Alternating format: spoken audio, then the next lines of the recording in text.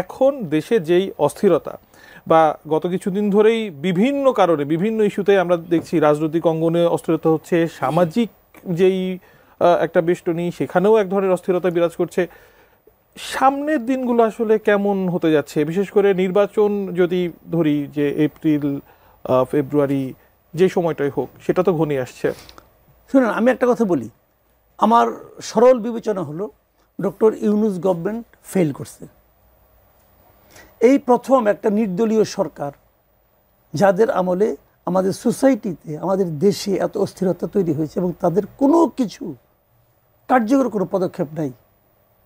এটা হলো আমার অবজারভেশন। তারা পারে নাই কিছু করতে, তারা কাউকে নিরাপত্তা দিতে পারছে না, মানুষ নিরাপত্তাহীনতায় আছে কিন্তু। এবং তারও যে বড় কথা, এরা যে একটা ভালো নির্বাচন করবে তারও আমি কোনো নমুনা দেখছি না, আমি দেখতে পাচ্ছি না।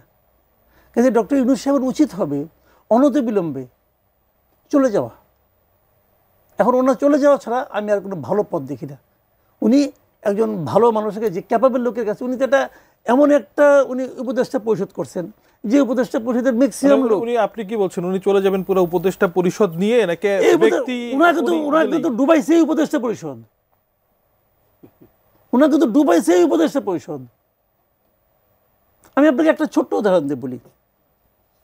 কালকে আমাদের আমি এই স্বরাষ্ট্র উপদেষ্টা যে পারফরমেন্স, পৃথিবীর যে কোনো দেশে হলে ওনার এর মধ্যে 3 বার পদত্যাগ করতে হতো।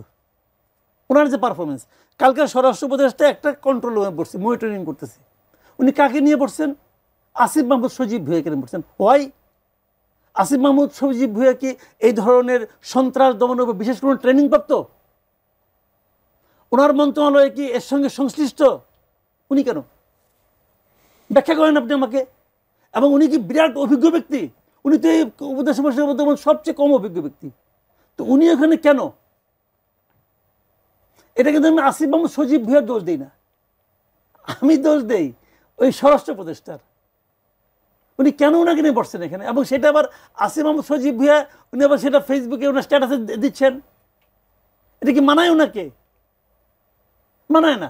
পৃথিবীর যে কোনো রাষ্ট্রের তো দেখবে, দেখে তো এগুলো সবাই, তারা এটা কিভাবে ব্যাখ্যা করবে?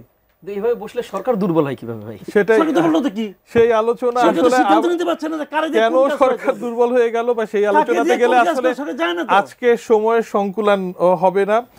আপনার খতিয়ানে সরকার খুব বেশি হয়তোবা মার্কস পাচ্ছে না, তবে আমার খতিয়ানেও পাচ্ছে না, কিন্তু ইউনূস সাহেবকে আজকেই চলে যেতে হবে, এই পরিস্থিতিও এখনো। আচ্ছা, অসংখ্য